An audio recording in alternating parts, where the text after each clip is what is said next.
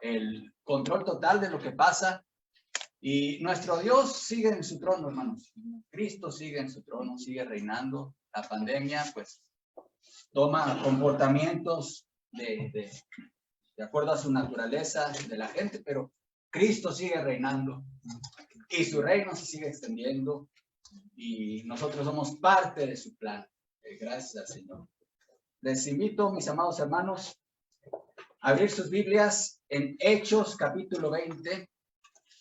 Hechos 20, del 32 al 38, son los versículos que el día de hoy vamos a estar meditando en ellos. Y el Señor nos lleva a este pasaje. Estamos ya concluyendo el mensaje de Pablo a los pastores de Éfeso.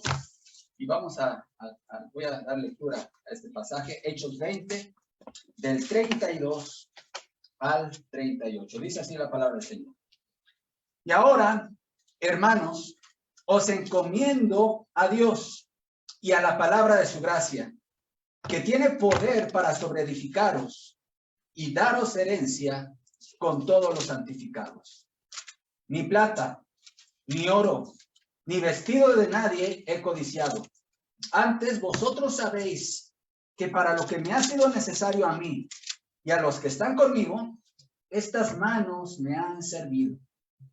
En todo os he enseñado que trabajando así se debe ayudar a los necesitados y recordar las palabras del Señor Jesús que dijo: más bienaventurado es dar que recibir. Cuando hubo dicho estas cosas, se puso de rodillas y oró con todos ellos. Entonces hubo gran llanto de todos, y echándose al cuello de Pablo le besaban, doliéndose en gran manera por la palabra que dijo de que no verían más su rostro, y le acompañaron al barco. Oremos. Padre, gracias por tu palabra. Tu palabra es tan actual y es tan útil para nuestras vidas, Señor. Permite que el estudio de ella, como aquí lo acabamos de leer, Señor, con ese poder que tiene para sobreedificarnos, Señor, se haga una realidad en esta mañana, en este tiempo de exposición. Yo también me encomiendo a tu gracia, Señor, y a tu Espíritu Santo, para que me uses y que tu iglesia, tu pueblo, sea edificado con tu palabra. En nombre de Cristo Jesús oramos. Amén. La ética financiera en el ministerio pastoral. La ética financiera en el ministerio pastoral es de lo que está Pablo hablando aquí a los pastores de Éfeso, mis amados hermanos. Hace de un tiempo para acá se ha hablado mucho de 3 peligros en el ministerio pastoral que seguramente ustedes han escuchado, llamadas las 3 Fs. Bueno, si alguno no lo ha escuchado, al final me pregunta cuáles son esas 3 Fs. Pero hoy voy a hablar de una de esas 3 Fs, que es el peligro con las finanzas. Y bueno, ahora ya se ha hablado, hermanos, es tan aguda la crisis ministerial en la iglesia actual que ya se habla de más Fs, ¿no? El hermano René Zapata habla de que una de las Fs que se debe de añadir es el Facebook. Pero hay quien habla también, hermanos, de la F de la flojera, la F de la fanfarronería, y bueno, ¿cuántas más Fs pueden ser? Pero la F de las finanzas es un peligro real en el ministerio pastoral. Cuando nosotros tenemos una visión del reino de Dios y tenemos muy claro, hermanos, que existe el reino de Dios y el reino de las tinieblas, el reino de Dios se rige por una ética del reino. Si tú eres cristiano y cristiana, y tú estás bajo la esfera del reino de Dios, y entonces tú debes de vivir, tú y yo debemos de vivir bajo la ética del reino. Y la ética del reino tiene mucho que decirnos acerca de las finanzas, de nuestra relación con las finanzas y con la cuestión material. Y para los ministros del Señor eso es fundamental, mis amados hermanos. Así que Pablo está terminando su discurso poniéndose él como ejemplo de vida ministerial, porque él no tenía problemas en decir, imítenme a mí porque yo imito a Jesús. Y él está diciendo, está dando tres principios éticos.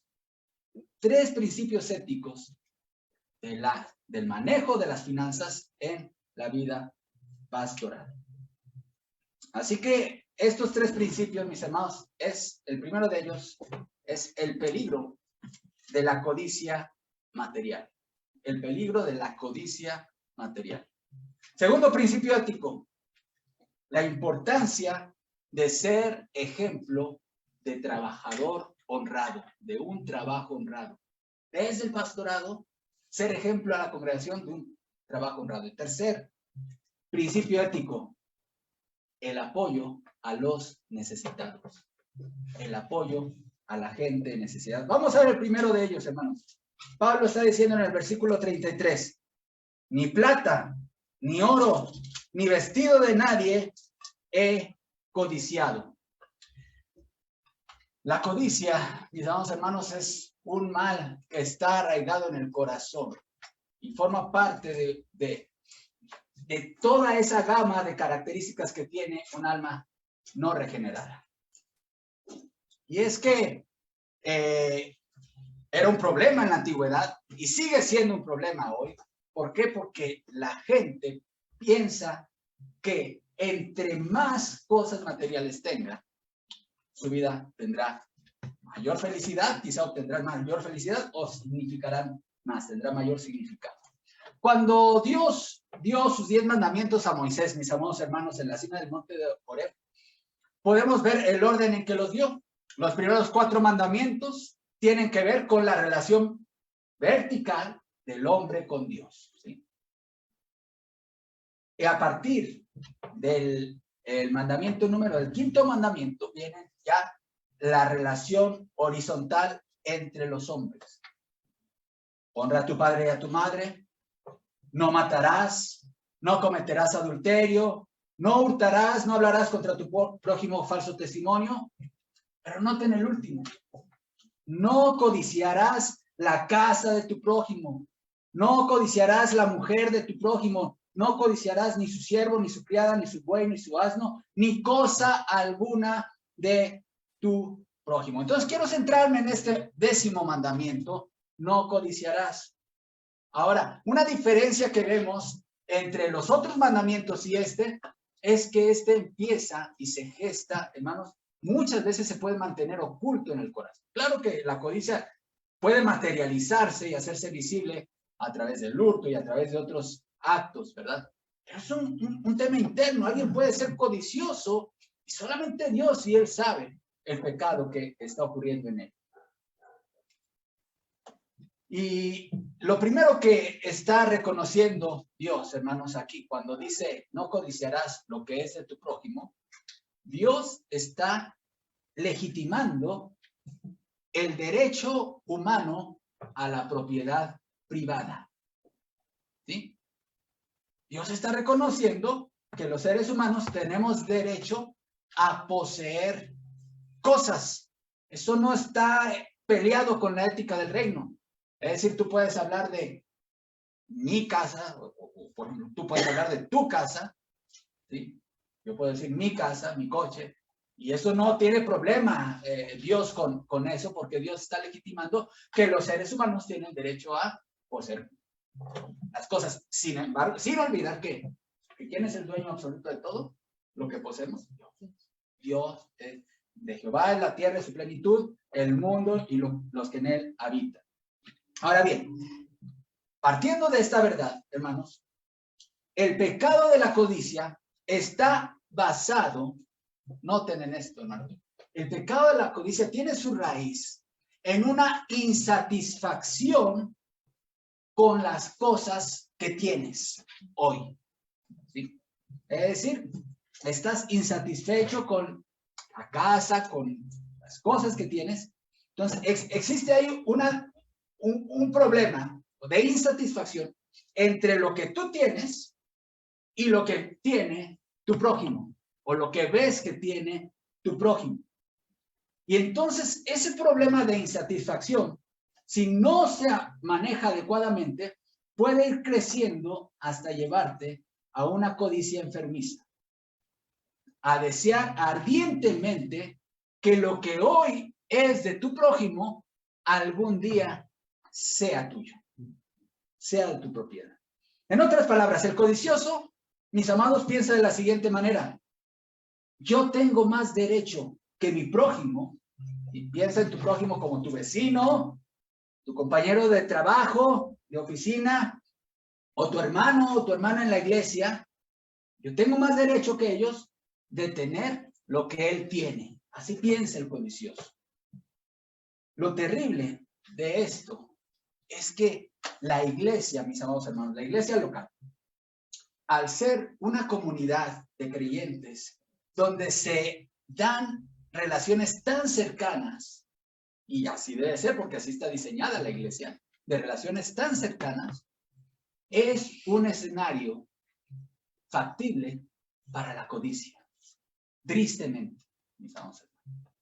Y por eso el apóstol Pablo da tantas instrucciones y advertencias respecto a este pecado. Al ser la iglesia de esta naturaleza, hermanos, se puede dar, incluso desde el ministerio pastoral, si no se tiene cuidado, hermano, uno puede codiciar los bienes de mis hermanos. Pablo era un siervo de Jesucristo que tenía mucho cuidado en cuidar su corazón y en guardar la ética ministerial en esta área, hermanos. Incluso Pablo enseñó que una marca que hace diferente a un verdadero siervo de Dios y a un falso siervo de Dios, o alguien que pretende presentarse como siervo de Dios, es justamente el pecado de la codicia. Vayan conmigo, por favor, vayamos juntos a 2 Corintios capítulo 2, versículo 17. Dice así el apóstol Pablo: nosotros no andamos negociando con el mensaje de Dios como hacen muchos. Al contrario, hablamos con sinceridad delante de Dios como enviados suyos que somos y por nuestra unión con Cristo. ¿Qué dice Pablo? Nosotros no andamos medrando. O sea, nosotros no estamos aquí por negocio, ¿sí? Y eso debe estar en el corazón de todo pastor de iglesia. De hecho, en el versículo 14, en este mismo capítulo, dice Pablo: he aquí, por tercera vez estoy preparado para ir a ustedes y no seré gravoso, note esto, porque no busco lo vuestro, es decir, no busco lo que ustedes tienen, sino a vosotros. Ese era el sentir de Pablo. Años después, Pablo escribió a Timoteo, cuando lo dejó justamente aquí en la iglesia de Éfeso, hermanos. Y le escribe a Timoteo, advirtiéndole sobre aquellos que pretenden involucrarse en el ministerio pastoral con motivaciones económicas. Note que dice, y vayamos juntos, les invito a ir, 1 Timoteo capítulo 6, a partir del versículo 3. Si alguno enseña otra cosa y no se conforma a las sanas palabras de nuestro Señor Jesucristo y a la doctrina que es conforme a la piedad, está envanecido, nada sabe y delira acerca de cuestiones y contiendas de palabras, de las cuales nacen envidias, pleitos, blasfemias, malas sospechas, disputas necias de hombres corruptos de entendimiento y privados de la verdad, que toman la piedad, note esto, que toman la piedad, pongan ahí ministerio pastoral, como fuente de ganancia. Apártate de los tales. Pero gran ganancia es la piedad acompañada de contentamiento, porque nada hemos traído a este mundo y sin duda nada podremos sacar. Así que, esta es la ética del reino, hermano, escuche esto. Así que, teniendo sustento y abrigo, estemos contentos con esto. ¿Cuál es la cura para la codicia? 1 Timoteo 6:8. Está contento con lo que tienes. Teniendo sustento y abrigo, estemos contentos con esto, porque los que quieren enriquecerse caen en tentación y lazo y en muchas codicias necias y dañosas que hunden a los hombres en destrucción y perdición. Porque raíz de todos los males es el amor al dinero, el cual, codiciando, aquí está la palabra codicia, codiciando algunos, se extraviaron de la fe y fueron traspasados de muchos dolores. Ahora, lo que Pablo está diciendo a un grupo de pastores aplica para todos los que estamos bajo la esfera del reino. Es decir, La tentación de la codicia no solamente es para el liderazgo, también para todo el pueblo de Dios.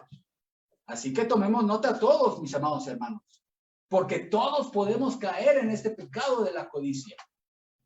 Dice el apóstol Pablo que es la raíz de todos los males. Si no estás satisfecho con el nivel de vida que tienes hoy, tampoco vas a estar satisfecho si tuvieras un nivel de vida más elevado, porque es un problema del corazón. ¿Sí? Y quizá por eso Dios no te ha permitido estar en una situación mejor. La codicia, mis amados hermanos, es una trampa. De hecho, es una adicción que te encadena y te mantiene alejado de la verdadera dicha y de la verdadera felicidad. ¿Saben cuál es el lema del codicioso? Lo han escuchado seguramente. A mí no me den, a mí pónganme donde hay, que de tomar yo me encargo. ¿Lo han escuchado? ¿Sí? Tristemente, esto parece que aplica solamente para aquellos que se dedican al gobierno con una falta de ética de servidor público.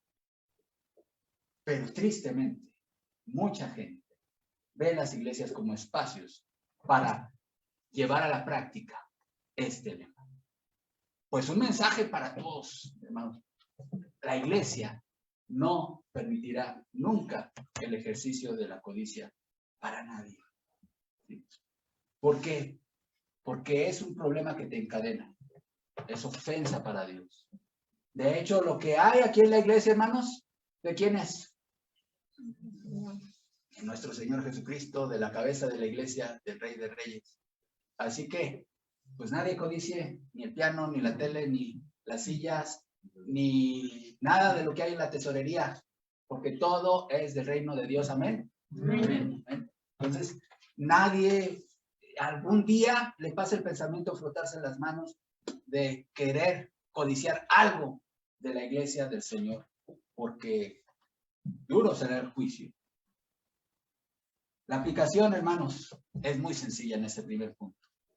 Sé feliz con lo que tienes y con lo que Dios te vaya dando. Sé satisfecho.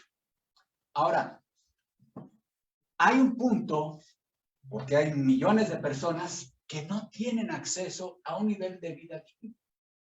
No tienen acceso a alimentación. No tienen acceso a educación. No tienen acceso a servicios de salud. Querer salir de esa situación no es codicia, es sobrevivencia. No juzguemos a alguien que lucha por estudiar, por tener una casa, por tener satisfactores básicos. Eso no es codicia, ¿sí?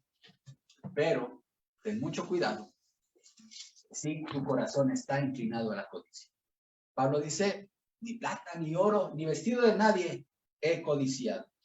Pero hay otro principio ético que Pablo les da a los pastores respecto a las finanzas. El primero, ya dijimos, guarda tu corazón de la codicia. Segundo, sé ejemplo de trabajo honrado para los demás. Hechos 20:34. Antes vosotros sabéis que para lo que me ha sido necesario, a mí y a los que están conmigo, estas manos me han servido. Hermanos, el apóstol Pablo era un hombre con una teología muy equilibrada de la relación entre el trabajo y el ministerio. Y vale la pena, hermanos, adentrarnos en el pensamiento de Pablo para hallar aplicaciones prácticas para el día de hoy.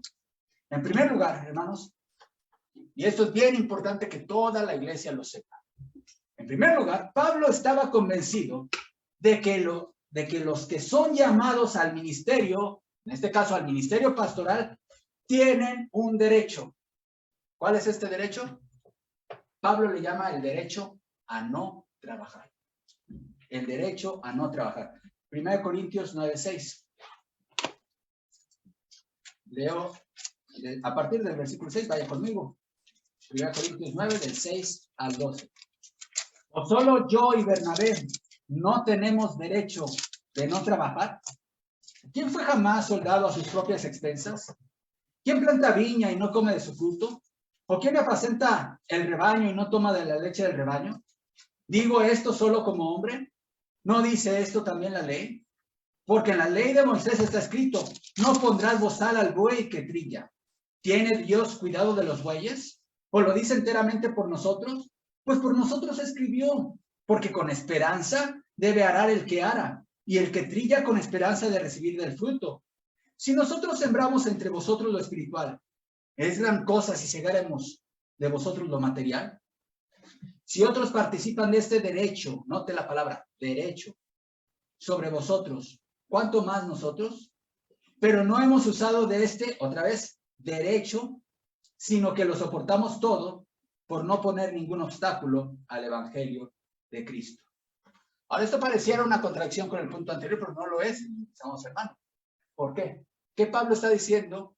Que los que son llamados, y por orden del Señor Jesucristo, los que son llamados al ministerio pastoral, tienen derecho a vivir, a ser sostenidos por su trabajo en el ministerio pastoral. Y es lo que está diciendo Pablo, es un derecho. ¿Sí? Y la iglesia debe saber de que existe ese derecho para los siervos del Señor. Sin embargo, hermanos, un derecho, y Pablo tomó esa decisión, se puede renunciar a él por alguna situación. ¿Quién renuncia a él? No te lo renuncia. Quien tiene el derecho es quien toma la decisión. Yo renuncio por alguna situación, por un tiempo a lo mejor. Y Pablo lo hizo en muchas ocasiones, de renunciar a ese derecho y decir, bueno, yo tengo manos, tengo un oficio, sé cómo sostenerme.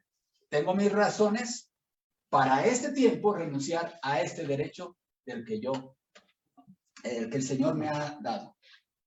Si un ministro decide ejercer, mis amados hermanos, si un pastor decide ejercer su derecho a ser sostenido por la iglesia, ¿sí?, no está siendo codicioso, ¿sí? Él está ejerciendo un derecho concedido por Dios, un derecho que Dios le ha concedido a sus ministros. En 1 Corintios 9, 13 al 14, vayamos también a ese pasaje.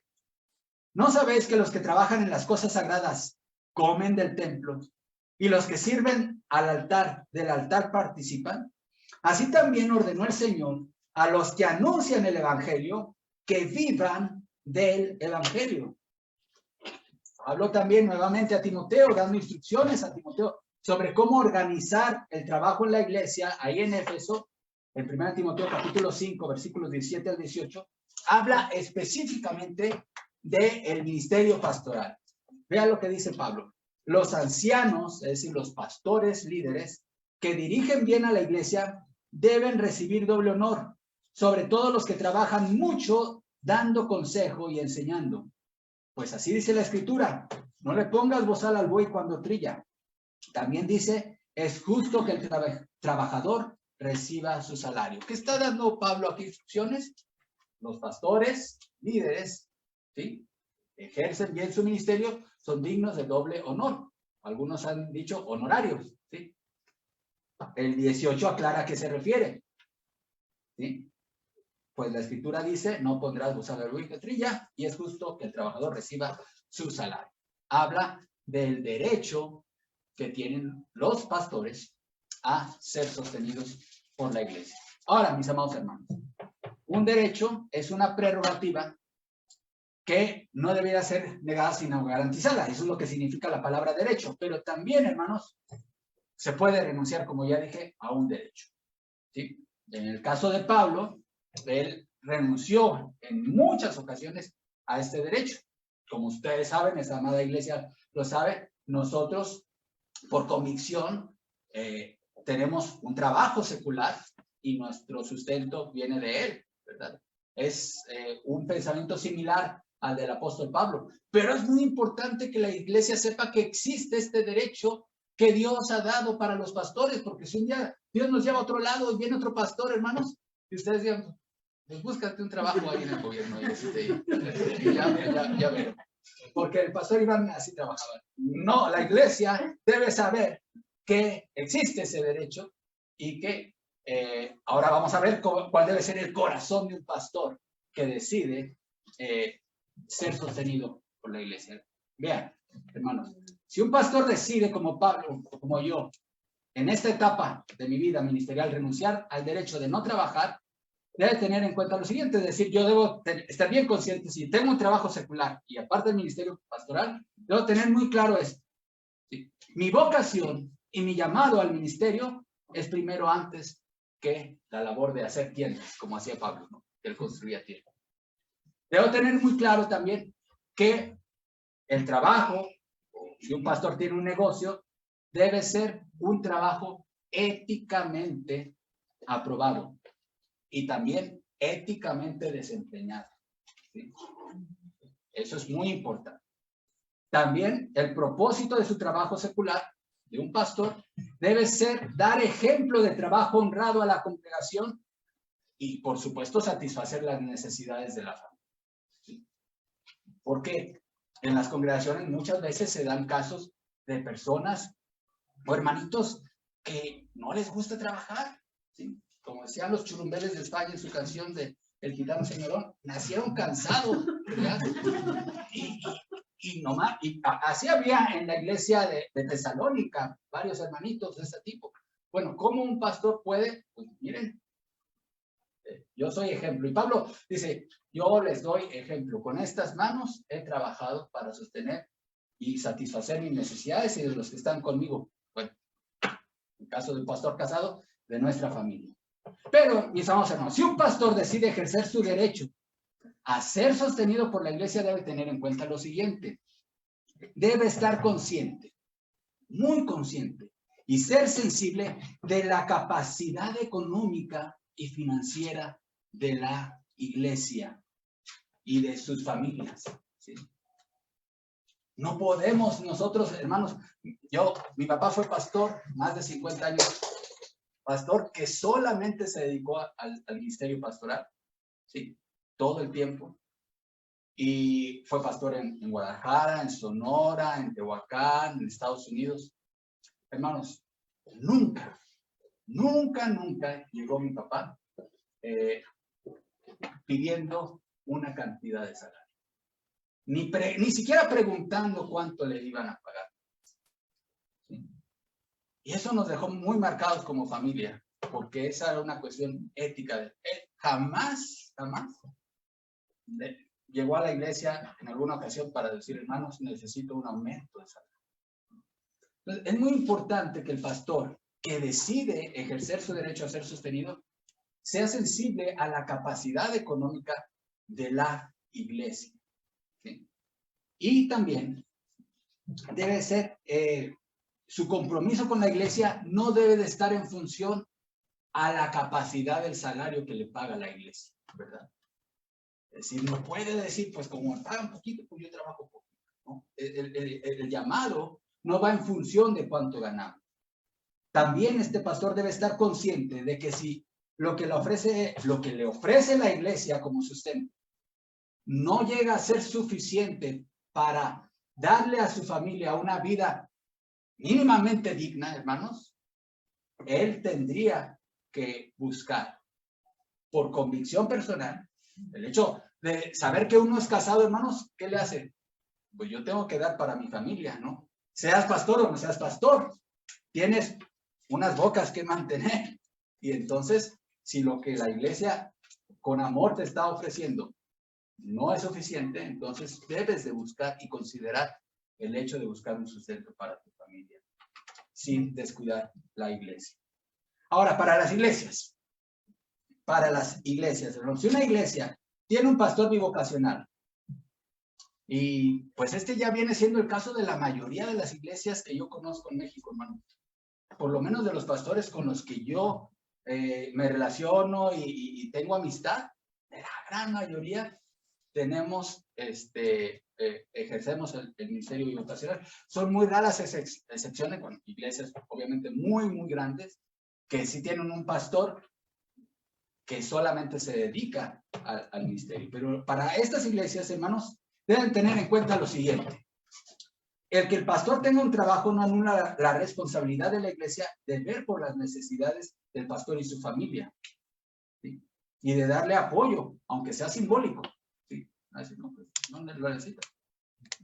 Pero la iglesia debe tenerlo en cuenta. La iglesia debería trabajar en llegar a tener la capacidad de cubrir las necesidades básicas del pastor y su familia. ¿Sí? Si en ese momento no las tiene, está bien, pero la iglesia debería pensar en crecer, en avanzar, a llegar a ser una iglesia que pueda sostener a una familia pastoral. La iglesia debe estar consciente de que un pastor con un trabajo secular, como todos los demás hermanos, ¿sí?, miembros de la iglesia, que además de ser pastor, ¿sí?, con todo lo que implica ser pastor, también trabaja en lo secular. Y la iglesia, finalmente, hermanos, la iglesia con pastores bivocacionales debe tener una estructura y una organización bastante funcional con líderes resolutivos, hermanos, para no llevarle al pastor asuntos pequeños que se pueden resolver al interior de los ministerios, ¿sí? Y pueden ser resueltos al interior de los ministerios. Y de hecho, nosotros, esa es nuestra visión de iglesia que hemos comentado aquí, hermano, que la iglesia funcione como un cuerpo, ¿sí? Por eso aquí hay ministerios y cada ministerio tiene su responsabilidad, ¿sí? Como ocurría con Moisés en el desierto. Ya los asuntos grandes eran llevados a Moisés, pero los asuntos pequeños había jueces que fueron nombrados. Hemos visto, hermanos, hasta ahora 2 principios éticos en el ministerio pastoral. El primero, el pastor debe guardar su corazón de la codicia material. Segundo principio ético, el pastor debe ser ejemplo de trabajo honrado a la congregación. Ya sea que sea un pastor bivocacional o que se dedique solamente al ministerio, pero debe ser ejemplo de trabajador, de que gana su dinero de forma honrada. Tercer principio ético, sé ejemplo de ayuda al necesitado. Versículo 35. En todo os he enseñado que trabajando así, se debe ayudar a los necesitados y recordar las palabras del Señor Jesús que dijo, más bienaventurado es dar que recibir. Mis amados, siempre vamos a tener casos de necesidad a nuestro alrededor. Familias que estarán en una situación menos favorecida que nosotros. Una persona pobre es aquella persona que no cuenta con los recursos para satisfacer sus necesidades básicas de alimentación, vivienda, ropa, servicios, acceso a la salud. Algunos, hermanos, de estos casos llegan a la iglesia, llegan a pertenecer a la iglesia. Algunos están en tus familias. En nuestras familias puede haber casos así. Uno no necesita ir demasiado lejos para encontrarse con un caso real de necesidad o de una familia en necesidad. Hermanos, los pobres son de esas realidades que nos gusta convertir en realidades invisibles, o que nos gusta hacerlas invisibles. Es mejor para nuestra conciencia ignorarlos o incluso justificar el hecho de que sean pobres, ¿no? Por alguna razón. Y ahí tenemos la teología de la retribución, ¿no? ¿Quién pecó? Seguramente es por juicio de Dios que están así, o por flojera, o porque no son dirigentes. Y como ya dije, hay muchos casos que sí, hermano. Pero hablemos de casos en donde sí o sí la iglesia debe participar en ayuda. Por ejemplo, comunidades indígenas en nuestro país. Las comunidades, las etnias, hermanos, se caracterizan por pobreza. Y no porque su cultura les lleve a ser gente pobre, sino porque fueron excluidas históricamente, y ustedes no están de acuerdo conmigo, vean la historia, fueron excluidas geográficamente de todo acceso a una vida de mayor acceso a servicios. Entonces, las comunidades indígenas son sectores en donde la iglesia puede y debe apoyar. Comunidades a lo mejor que no son indígenas, pero son de difícil acceso o alejadas de las zonas urbanas.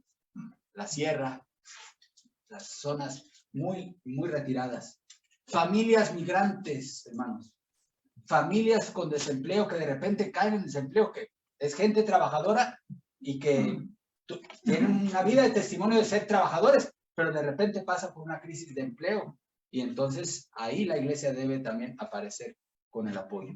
Personas desplazadas de sus comunidades. Aquí en México se da mucho eso, que por cuestiones de etnia, de religión, son expulsadas literalmente de sus comunidades y no tienen un lugar donde vivir. Todos esos casos debe estar la iglesia lista. Personas de la tercera edad que son abandonadas por sus familias. ¿Cuántos casos hay así, hermanos? Muchos casos hay así en México. Esto se da muy seguido. Niños abandonados por sus padres.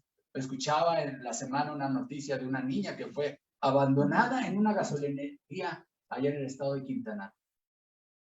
Entró al baño, cuando salió, ya se habían ido. Y cosas terribles, hermanos, pasan en este mundo. Familias que están pasando por cuestiones de enfermedad, todos problemas de salud, genera necesidad económica, hermano. Ahí podemos apoyar y debemos apoyar. O familias que han experimentado pérdidas de su patrimonio en un desastre natural. Son algunos ejemplos de casos, hermanos, bien justificados en donde nosotros debemos apoyar a los necesitados. Todos, hermanos, somos llamados a tener un corazón sensible ante la necesidad. Si Cristo estuviera corporalmente en la tierra, hoy estaría justamente ahí, en estos casos, hermanos. En esos casos, con las personas necesitadas. Pero el cuerpo de Cristo somos nosotros, la iglesia del Señor. Aquí podemos ver, hermanos, el propósito de Dios cuando nos da un ingreso. Tienes la bendición de tener un trabajo, un ingreso, ya sea por un trabajo o por un negocio. Efesios 4:28. Pablo, escribiéndoles a esta misma iglesia de Efesios y hablando de la vida antigua y la vida nueva en Cristo, les dice, el que hurtaba, no hurte más, sino trabaje haciendo con sus manos lo que es bueno, es decir, trabajo honrado. ¿Para qué? Obviamente para satisfacer sus necesidades, pero eso Pablo lo obvia. Todos trabajamos para dar de comer a nosotros y a nuestra familia, pero eso Pablo lo obvia. Dice, para que tenga que compartir con el que padece necesidad. La necesidad, hermanos, es una realidad que existe en el mundo para que la iglesia muestre el amor de Cristo en acción. Y hay muchos casos, como ya lo hemos dicho, en los cuales nosotros somos llamados a participar. No más una iglesia insensible ante estos grupos en necesidad. Los rechazados, los marginados, los vulnerables. Los pobres no son una sociedad descartable en el mundo.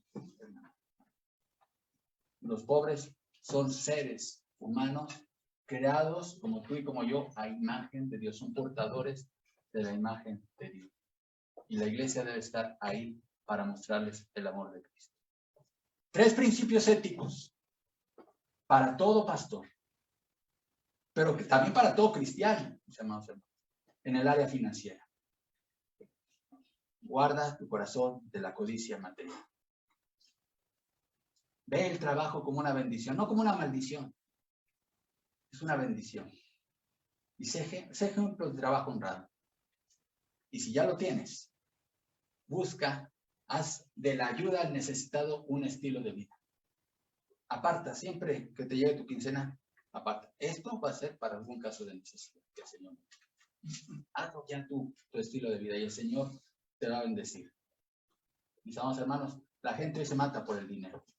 En la ética del reino, el dinero no es nuestro Dios. Nosotros no adoramos a Dios dinero. Nosotros adoramos a Jesucristo, nuestro Rey. Que un día nos llevará a su reino, donde el oro lo pisaremos. Así será devalorado. Oremos. Padre, gracias te damos por tu palabra. Ayúdanos a vivir bajo la ética de tu reino. Guarda nuestro corazón de la codicia material, Señor. Ayúdanos a valorar el ingreso, el trabajo que nos das y a entender el propósito al darnos un empleo, Señor. Por supuesto que es satisfacer las necesidades de nuestras familias, pero también ayudar los casos en necesidad a nuestro alrededor. Ayúdanos como iglesia a ser sensibles a estas realidades, Padre, y a seguir extendiendo tu reino en este mundo. El ejemplo máximo fue nuestro Señor Jesucristo. Tu palabra nos recuerda en estas palabras, Señor, que ya conocéis la gracia de nuestro Señor Jesucristo, que por amor a vosotros se hizo pobre siendo rico, para que vosotros con su pobreza fueseis enriquecidos. Ayúdanos a seguir tu ejemplo, Padre, de entrega, de amor y de lealtad a ti. En Cristo Jesús. Amén. El Señor les bendiga.